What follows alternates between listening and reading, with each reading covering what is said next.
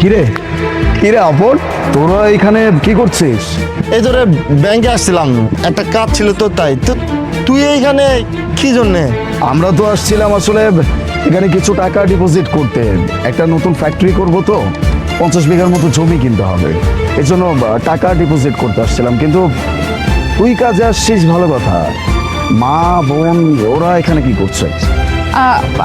আসলে ভাইয়া ওই আমাদের একটু জমি রিলেটেড একটু কাজ ছিল, এই জন্যই মার আমার আসতে হয়েছে। জায়গা জমি ঠিক বুঝলাম না। এই তোর হাতে এইসব কিসের কাগজপত্র? না না, কিছু না, এটা কিছু না। দেখি আমাকে দেখা তো। আর বললাম তো কিছু না। আরে দেখা না। কি ব্যাপার? এগুলো তো তোদের বাড়ির জমির কাগজপত্র। তুই কি এখানে কোনোভাবে বাড়ির জমি বন্ধক রাখার জন্য আসছিস? আমার বাড়ির ভিটার জমির কাগজ আর কিছু জমির কাগজ, এগুলা বন্ধক রাখতে আইছিলাম। টাকার প্রয়োজন আছে, তুই আমাকে বলতে পারতি। কি এমন হয়েছে যে এত টাকার প্রয়োজন? তুই আমাকেও বললি না। বাড়ির জমি সবকিছু তুই বন্ধক রাখতে চলে আসছিস, আমি কিচ্ছু বুঝতে পারতেছি না। আর থাক না, এইসব কথা বাদ দে না। এইসব শুনে তোর কোনো লাভ নেই। তুই এক কাজ কর, কাগজগুলো দে। ঠিক আছে, বলবি না তাই তো? নে। যেখানে বন্ধুত্বরই কোনো দাম নাই, সেখানে আমি কাগজপত্র নিয়ে কি করবো? চলো। আলে দাঁড়া, আমি তোর সব খুলে কইতেছি, কিন্তু এই আনে না, একটু সাইড আয়। ব্যাংকের সামনে মানুষজন আছে, আর আমার সাথে তো আমার মা আর বোন আছে। মানুষ শুনলে খারাপ ভাববো, একটু সাইড আয়। ঠিক আছে, চল। আম্মা চলো।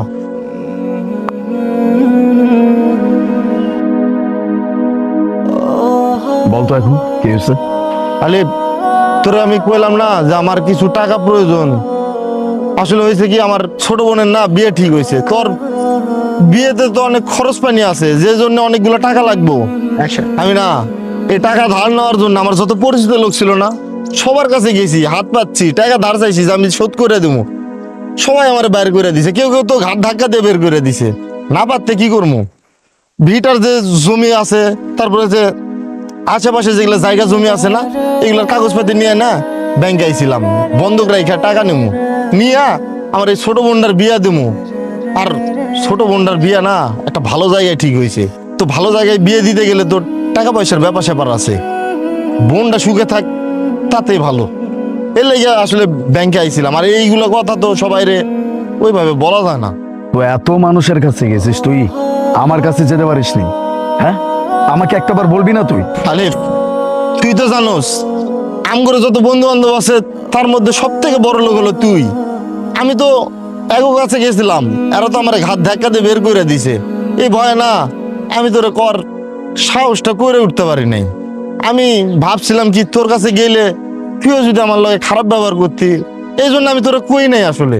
আমাকে তুই এই চিনলি? সেই ছোট্টবেলার বন্ধু আমরা, একসাথে বড় হইছি, পড়ছি, খেলছি, ঘুরছি।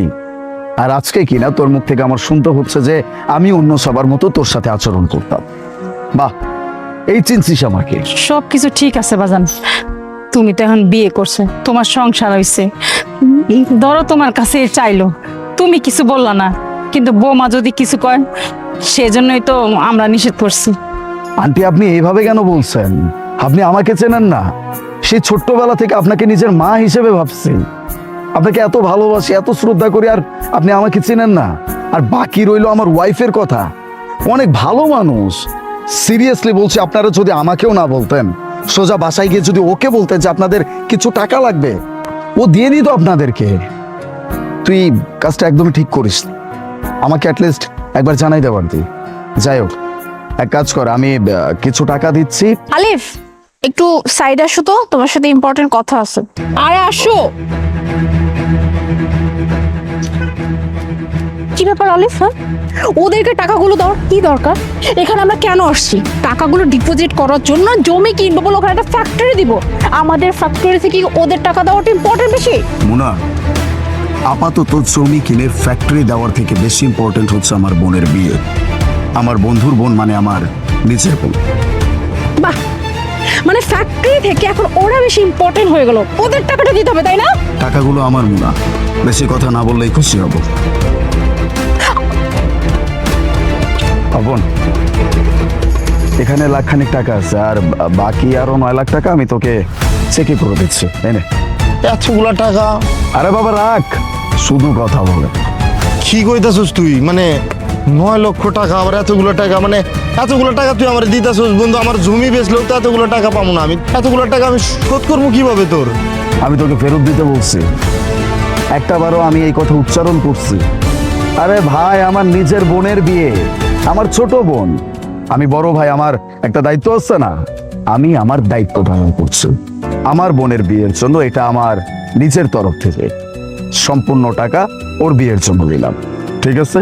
আর একটা কথা হবে না, আমার বোনের বিয়েতে যেন কোনো প্রকার কোনো ত্রুটি না হয়, ঠিক আছে?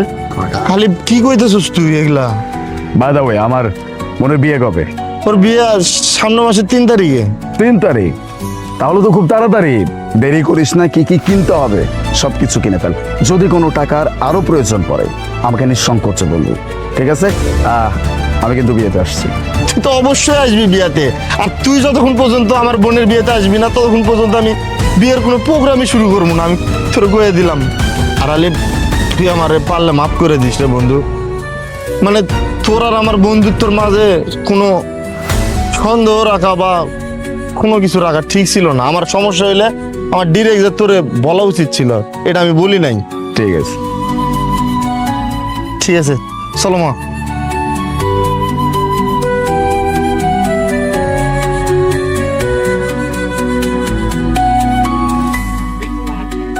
কি খুব ইমোশনাল না? মানে ইমোশন বিয়ে বিয়ে করতেছে। মানে এতগুলো টাকা দিয়ে দিলে আবার কি বললা? হয় 9 লাখ টাকা তুমি নাকি পরবর্তীতে দিয়ে দিবা? মোনা, ফিলিংস বলতে একটা বিষয় আছে যেটা নিজের ভিতরে থাকতে হয়, আর মানুষকে আপন করতে জানতে হয়, তাহলেই ভালোবাসা পাওয়া যায়। আশা করি একদিন বুঝবা।